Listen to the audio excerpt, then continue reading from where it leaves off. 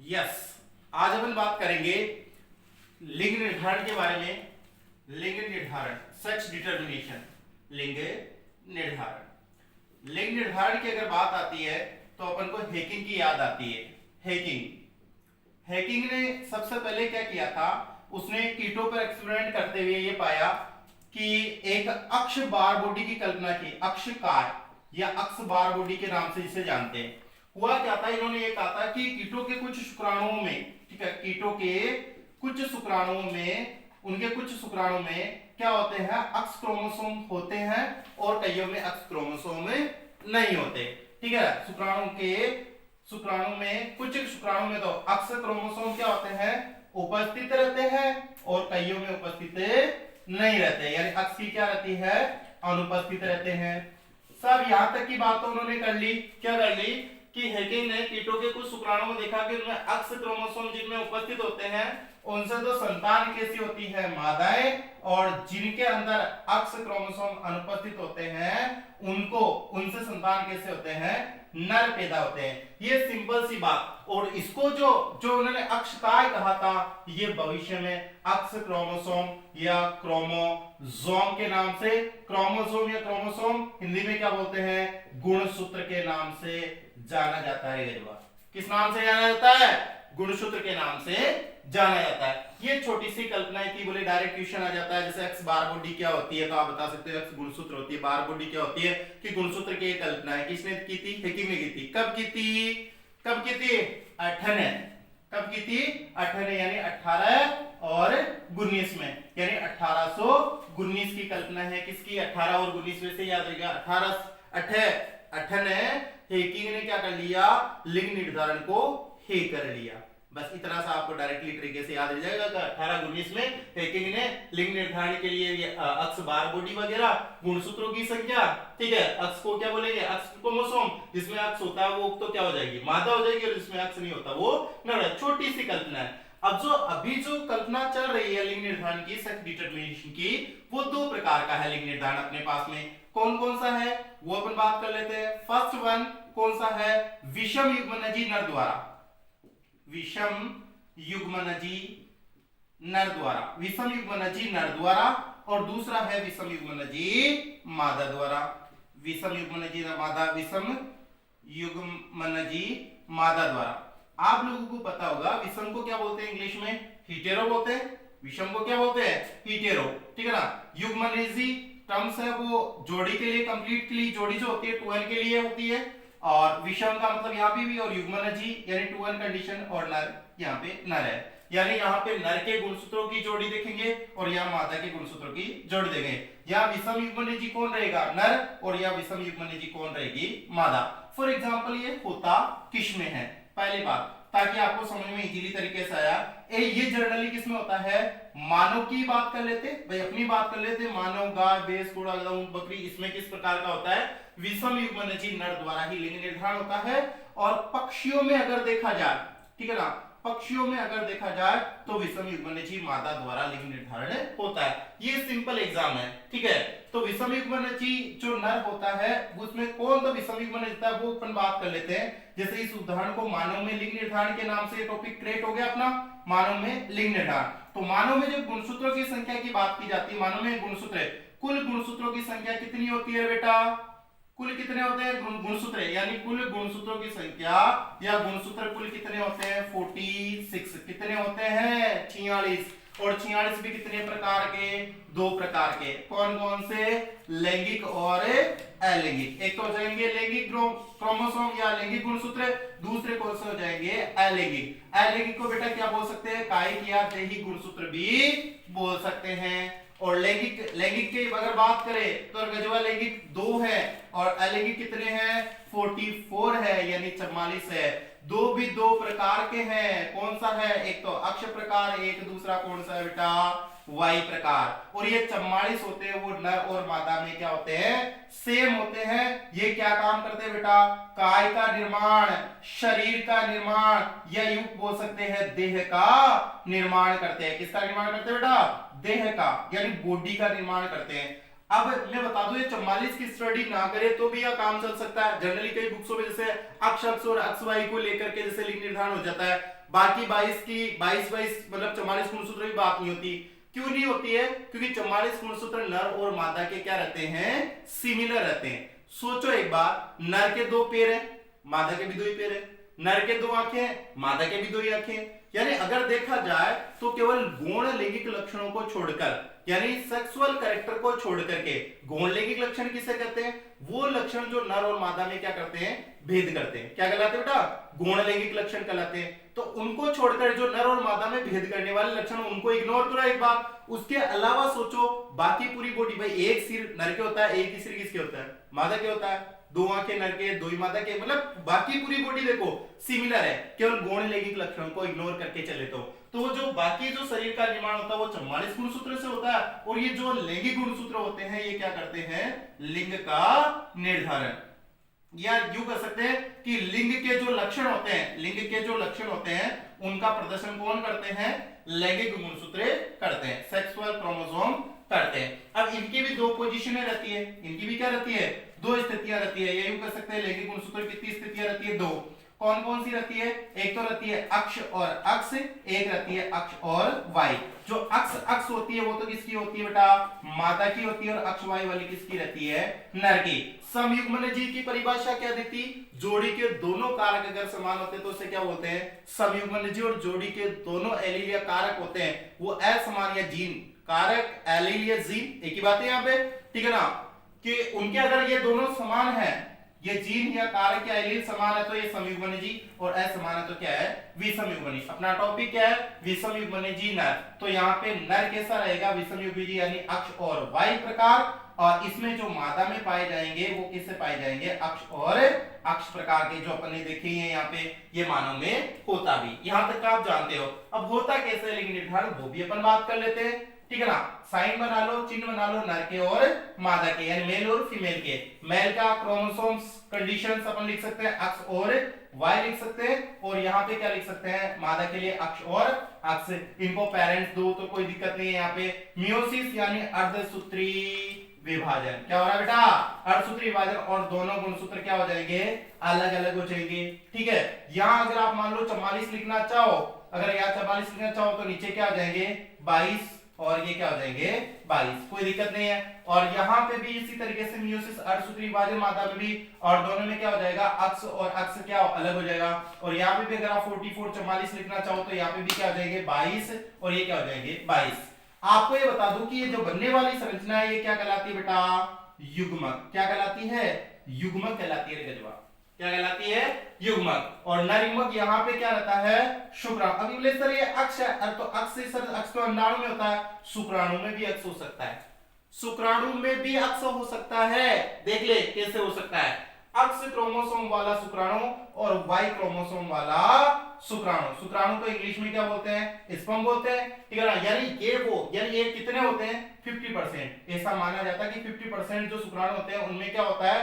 22 plus अक्ष chromosome, और 50% जो शुक्राणु होते हैं उनमें 22 प्लस वाई क्रोमोसोम, यानी 50-50% का रेशियो होता है। और यहाँ देखो, यहाँ 50% ये होंगे और ये 50% क्या होंगे?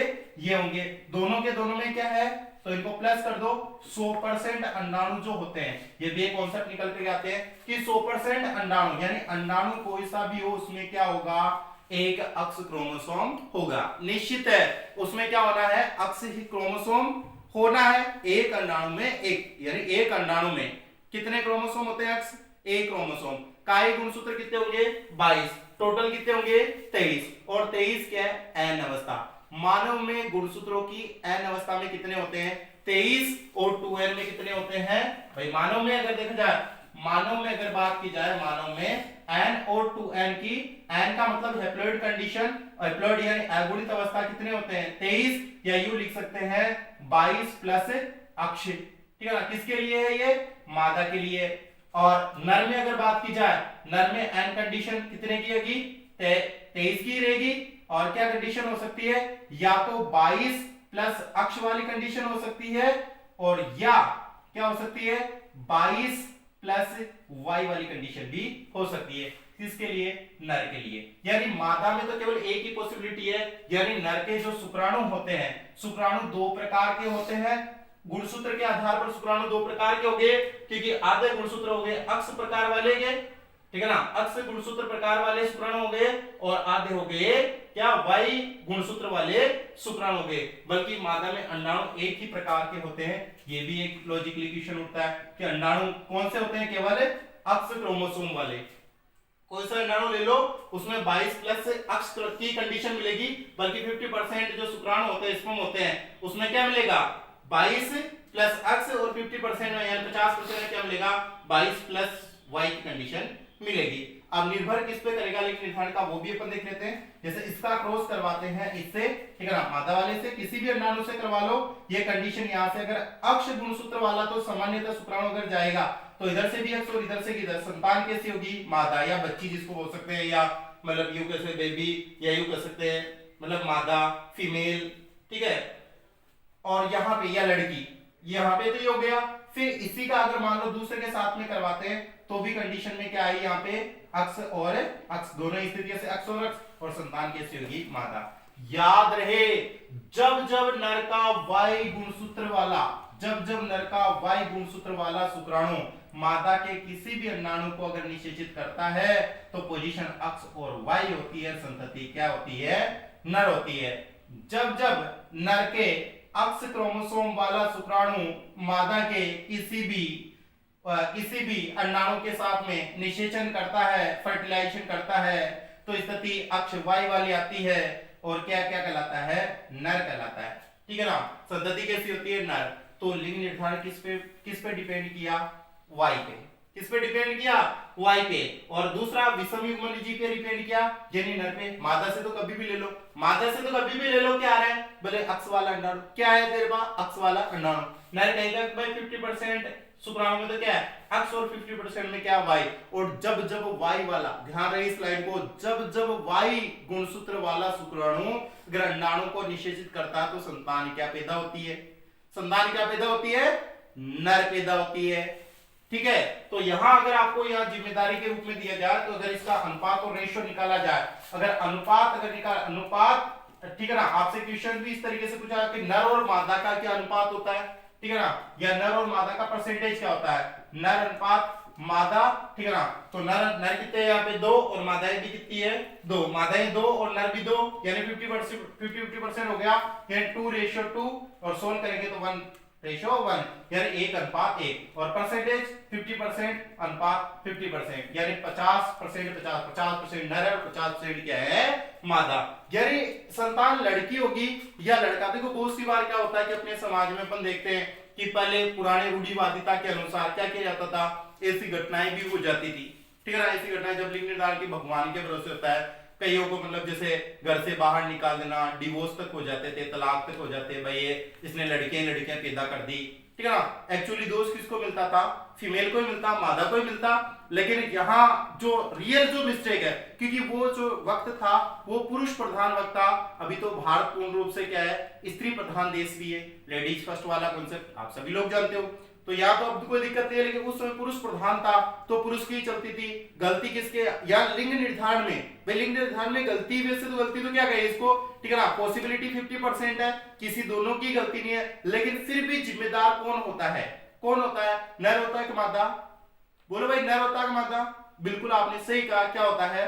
नर होता है। यानी लिंग निर्धारण के लिए अगर नर मानव में, ठीक है ना, मानव में अगर लिंग निर्धारण के लिए बात की जाती है, लिंग निर्धारण के लिए कौन जिम्मेदार होता है? नर। और नर का भी कौन? वाई गुणसूत्र वाला शुक्राणु जिम्मेदार होता है। वाई गुणसूत्र वाला शुक्राणु जिम्मेदार होता है, या वाई गुणसूत्र होता है वो जिम्मेदार होता है। और जब जब ये कंडीशन जाती है, तब संतान क्या होती है? संतति कैसी पैदा होती है? नर ही पैदा होती है। बोलो कोई दिक्कत इसमें? ये आपको अगर ये डायरेक्ट लाइन है, ये बहुत सी बार पूछी जाती है, तो ट्रिपल स्टार मैंने कर दिया इसको। ये छोटे छोटे क्वेश्चंस इसमें से बहुत सारे प्रकार के बन सकते हैं। देखो यहां से भी क्वेश्चंस बन सकता है। डायरेक्ट बोल दिया कि अंडाणु, जैसे अंडाणु होते हैं वो गुणसूत्रों के आधार पर कितने प्रकार के होते हैं? एक ही प्रकार के होते हैं। शुक्राणु होते हैं, गुणसूत्रों के आधार पर कितने प्रकार के होते हैं? 2 प्रकार के। निम्न में से किस किस प्रकार के शुक्राणु होने की संभावना होती है? तो इस प्रकार के भी होती है और इस प्रकार के भी होती है। कोई दिक्कत आई इसमें? सिंपल क्वेश्चन है, लेकिन वो कॉन्सेप्चुअल रूप से अगर आप सोचते हो, जैसे मान लो कि मेरी स्टेटस जो कंपटीशन प्रतियोगिता है, ठीक है ना, प्रश्नोत्तरी प्रतियोगिता में बच्चे आते हैं, सिंपल सिंपल सवाल पूछे जाते हैं, लेकिन थोड़ा सा घुमा के बच्चे उनका आंसर बिल्कुल ही मतलब गलत। केंद्रक और केंद्रिक, इनमें इतना सा फर्क है। केंद्रिक का मतलब तो क्या होता है, न्यूक्लियोलस होता है, और केंद्र का मतलब क्या होता है, न्यूक्लियस होता है। यानी इतना सा केंद्रिक और केंद्रक, हिंदी में बहुत ज्यादा शब्दों का गेम रहता है, तो आप लोग क्वेश्चंस को बिल्कुल तरीके से पढ़ें, समझे पहले, फिर उत्तर देने की कोशिश करें, ताकि कोई आपको दिक्कत नहीं आए।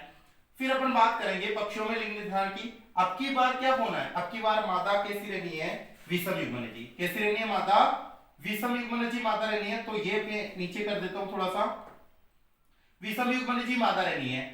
विषम युग्मनजी मादा में अगर देखा जाए तो यहाँ पे दोनों बनाएंगे, यानी नर और यहाँ पे मादा, ठीक है। नर का यहाँ पे क्रोमोसोम पोजीशन क्या रहेगी, यहाँ पे WW या ZZ, यहाँ पे रहेगी Z और Z वाली कंडीशन, यानी एक जोड़ी क्या पाए जा रहे हैं, यहाँ पे Z गुणसूत्र पाए जा रहे हैं, और यहाँ पर मादा में है Z और W। अब बोलो ये नर कैसा है, यहाँ पे समयुग्मनजी है, विषम युग्मनजी? देखो देखिए, नर में दोनों जोड़ी के दोनों कारक क्या है, समान है, तो नर कैसा है यहाँ पे समयुग्मनजी, होमोजाइगस, और यहाँ पे मादा क्या है, विषम युग्मन, और विषम युग्मनजी कौन है, W। यहाँ पे विषम युग्मनजी क्रोमोसोम्स कौन है, यहाँ पे W है। अब यहाँ पे अगर सेक्स डिटरमिनेशन को अगर देखा जाता है तो सिंपल रूप में मैं आपको बता दूं, यहाँ पे ये मेल और फीमेल वाला हो गया, ठीक है, ऊपर वाले जैसा ही है, केवल इसमें क्या रखना है, नर को क्या बनाना अपन को समयुग्मनजी, और मादा को क्या बनाना अपन को विषम युग्मनजी। वैसी कंडीशन है, मियोसिस अर्धसूत्री विभाजन होगा, मैं थोड़ा शॉर्ट में लिख रहा हूं इसको, ठीक है ना, और यहाँ पे यानी ये मियोसिस अर्धसूत्री विभाजन होगा, यानी नर के जो शुक्राणु होंगे वो जेड क्रोमोसोम, प्रत्येक शुक्राणु क्या रहता है, प्रत्येक शुक्राणु क्या रहेगा, यहाँ पे कैसा रहेगा, जेड क्रोमोसोम वाला, और यहाँ पे अंडाणु कौन सा रहेगा, जेड क्रोमोसोम और डब्ल्यू क्रोमोसोम वाला रहेगा। अब क्या होगा, अब यहां से सिंपली इस तरीके से आया, ये शुक्राणु और इसके बीच में अगर क्रॉस हुआ तो क्या हुआ, जेड और जेड। बोलो संतान कैसी है, नर। बोलो संतान कैसी है, नर। और यहाँ पे अगर इसके और इसके बीच में क्रॉस कराया, क्या हुआ, यहाँ पे प्रॉब्लम क्या है, यहाँ पे इधर से तो आया जेड, लेकिन उधर से क्या आया, डब्ल्यू। बोलो संतान कैसी है, मादा जैसी या मादा।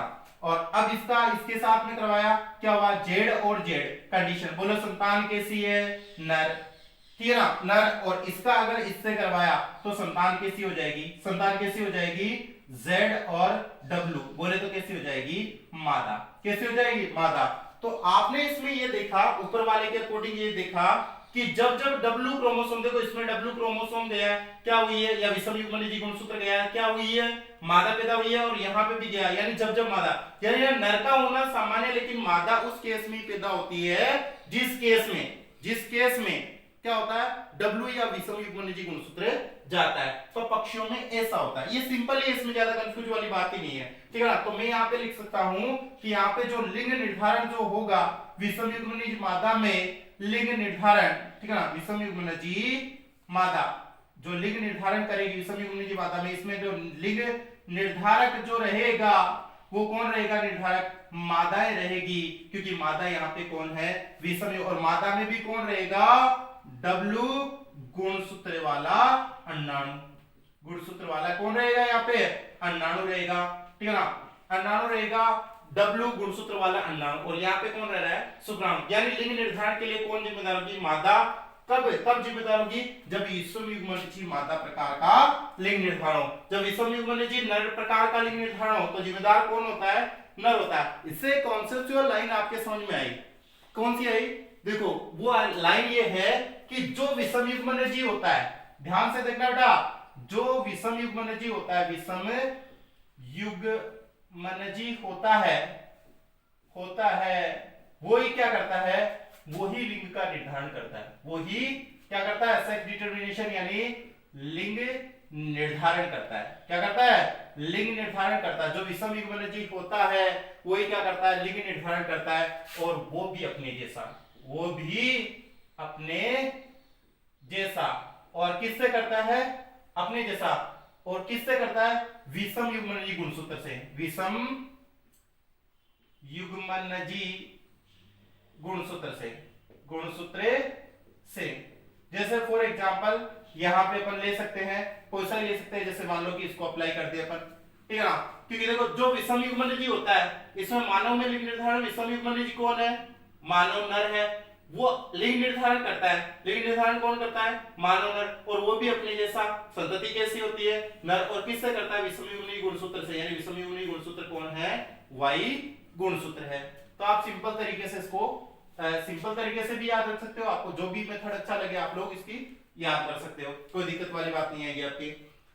तो ये तो बात सिंपल। अगर इसके बाद में अपन देखते हैं कि विषम युग्मनजी नर प्रकार के में एक और प्रकार रहता है जिसको जनरली एक अलग ही प्रकार से लिखा जाता है, वैसे उसमें भी विषम युग्मनजी नर ही होता है। कीटों में लिंग निर्धारण, किसमें लिंग निर्धारण, कीटों में लिंग निर्धारण। तो अगर आपने वो वाली लाइन नोट कर ली तो मैं आपको कीटों में लिंग निर्धारण बता रहा हूं, एक बार आप स्क्रीनशॉट भी ले सकते हैं।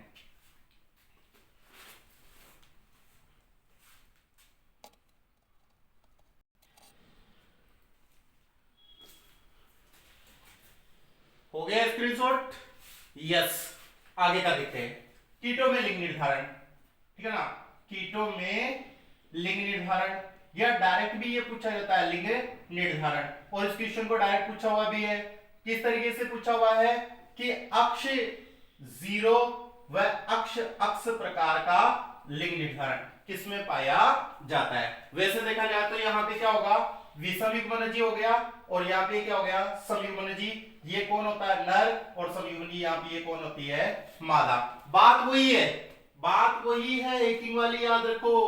बात वही है कि कुछ क्रोमोसोम या कुछ जो शुक्राणु होते हैं, स्पर्म होते हैं, उनमें तो क्या रहता है, शुक्राणु में अक्ष गुणसूत्र उपस्थित रहता है, अक्ष गुणसूत्र उपस्थित रहता है, और जिनमें उपस्थित, अंडाणु में तो अक्ष आ गया, और नर वाला एक अक्ष मिलकर के क्या बना लेता है फिर मादा, और जिनमें अक्ष गुणसूत्र होता है, मैं इसको करके बताता हूं आप लोगों को और इजी रहेगा। जैसे यहाँ पे रहा नर और यहाँ पे रही मादा, ठीक है। तो नर का यहाँ पे अक्ष और जीरो, यहाँ पे जीरो बोल रहा हूं इसको, अक्ष और जीरो, और यहाँ पे रहेगा अक्ष और एक्स। यहाँ पे मियोसिस होगा, अर्धसूत्री विभाजन होगा, लिख सकता हूं मैं अर्धसूत्री विभाजन, ठीक है ना। और दोनों क्या हो जाएंगे, अलग अलग, यानी ये वो शुक्राणु हैं जिनमें क्या है, अक्ष क्रोमोसोम उपस्थित है, और ये वो शुक्राणु हैं जिनमें अक्ष क्रोमोसोम अनुपस्थित है। और यहाँ पे ये कह सकते हैं ये अक्ष और ये क्या हो जाएगा, अक्ष। ये प्रत्येक अंडाणु की कंडीशन इसी प्रकार की हो गई है। इसमें अगर लिंग निर्धारण करवाते हैं किसमें, अक्ष में, ठीक है ना, नर वाले अक्ष का इस मादा वाले अक्ष के साथ क्रॉस कराने से पोजीशन क्या रहेगी, अक्ष और अक्ष। बोलो रे भाई, क्या बोलते हैं अक्ष और अक्ष को इसमें, उस वहां देख लो, अरे देख गजवा, यहाँ क्या लिखा हुआ है, मादा। और दूसरी कंडीशन में अपन बात कर रहे हैं यहाँ पे, ये वाला इसी अक्ष को अगर मादा के दूसरे अक्ष से क्रॉस करवाने पर संतति क्या होगी, मादा। याद कर गजवा पैकिंग को, बात फिर से याद कर कि अक्ष गुणसूत्र जिस शुक्राणु में उपस्थित होता है उससे संतति कैसी होती है, संतान कैसी पैदा होती है, संतति मादा। संतति कैसी पैदा होती है, संतति नर। कब, जब अक्ष क्रोमोसोम क्या हो, अनुपस्थित हो। जैसे फॉर एग्जांपल मैं करके बताता हूं, ये वाला यहाँ पे, ये वाला गया जिसमें अक्ष क्रोमोसोम नहीं है, तो यहाँ पे अक्ष और जीरो, कंडीशन क्या कहलाएगी बेटा, नर। और इसका इसी के साथ क्रॉस करवा दिया, क्या होगा, अक्ष और जीरो, संतति कैसी रहेगी, नर रहेगी। ये कीटों में लिंग निर्धारण है। इसका रेशो बेटा, पक्षियों में लिंग निर्धारण का रेशो भी अगर लो ना, तो नर और मादा का अगर नर अनुपात मादा अगर आप लो तो 50% ही जाएगा, 50% अनुपात 50%, यानी। और अगर वो से लो तो 2 अनुपात, देख लो यहाँ, नर मादा, नर और मादा। नर कितने, 1 और 2 नर है, मादाएं भी 1 और 2 मादाएं, तो 2 अनुपात 2, सरलतम लेंगे तो 1 अनुपात 1 जाएगा। इसमें भी ऐसा ही है, लिंग निर्धारण का जो अनुपात का वो भी इसमें भी ऐसा ही है, जैसे नर अनुपात मादा, ठीक है ना। तो यहाँ 50% तो कौन है, नर है, देख लो, नर 50% और मादाएं भी क्या है 50%। अगर अनुपात इस तरीके से लो, और वैसे देखा जाए तो संख्यात्मक रूप से परसेंटेज नहीं, संख्यात्मक 2 अनुपात 2, अनुपात सरलतम लिए जाते हैं 1 अनुपात 1। बधाई हो आपको, आपने लिंग निर्धारण सीख लिया है, ठीक है। आपने सेक्स डिटरमिनेशन सीख लिया। कीटों में लिंग निर्धारण जो एग्रीकल्चर एग्जाम में सबसे ज्यादा पूछा जाता है, डायरेक्ट ये भी पूछा जा सकता है क्योंकि आपके कीट इंसेक्ट चलता है, एंटामोलॉजी चलती है एग्रीकल्चर से एग्जाम में, तो वहां पे भी आ सकता है, नीट जैसे एग्जामों में भी आ सकता है। आपसे देखो ये क्वेश्चन इस तरीके से पूछा जा सकता है, कीटों में लिंग निर्धारण वाला डायरेक्ट इस तरीके से पूछा जाता है कि इस प्रकार का लिंग निर्धारण किसमें पाया जाता है, और इस प्रकार का लिंग निर्धारण किसमें पाया जाता है, जो अक्ष और अक्ष वाई वाला, ठीक है ना, ये दे दिया। जैसे मान लो मैं लिख देता हूं अक्ष वाई व अक्ष वाला, ये किसमें पाया जाता है, और ये भी डायरेक्ट यहां से क्वेश्चन पूछा है, तो ये क्वेश्चन भी पूछा जा सकता है, एक ये भी पूछा जा सकता है जेड और जेड डब्ल्यू वाला लिंग निर्धारण है वो किसमें पाया जाता है। तो इसका एविस मतलब पक्षी चले गए, इसमें क्या चले गए, मानव वगैरह ये चले गए, और इसमें कौन चले गए, इंसेक्ट का चले गए बेटा, कीट चले गए। तो ये भी इसी तरीके से क्वेश्चंस आ सकता है। इसी तरीके से आप लोग अदर टॉपिक्स पर भी अपन चलेंगे, जेनेटिक्स की बात करेंगे। इसी तरीके से इस वीडियो को लाइक, कमेंट, शेयर और सब्सक्राइब करते रहे हमारे चैनल को। आपका बहुत बहुत धन्यवाद, हमारे चैनल पे बने रहेंगे, धन्यवाद।